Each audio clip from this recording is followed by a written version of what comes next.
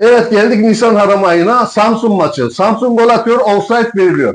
Yarı otomatik sistemin verdiği resimde bile offside gözükmüyor. Oysa buna gerek dahi yok. Zira Mr. Robert'in Samsun'u yine kalp beyin çelişkisiyle sahada sadece düz koşu yapıyor.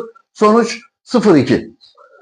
Eyüp maçı. Maçı en iyi özetleyen şey şu: Eyüp taraftarları maç esnasında kendi başkanlarına Cimbom'un çocuğu diye tezahürat yaptı. Gerisini yazmaya gerek yok. Instagram biosunun sonuç 1-5'te sadece Galatasaray yazan Arda Turan'a şimdilik bir şey söylemiyorlar. Sonuç 1-5. Geçelim.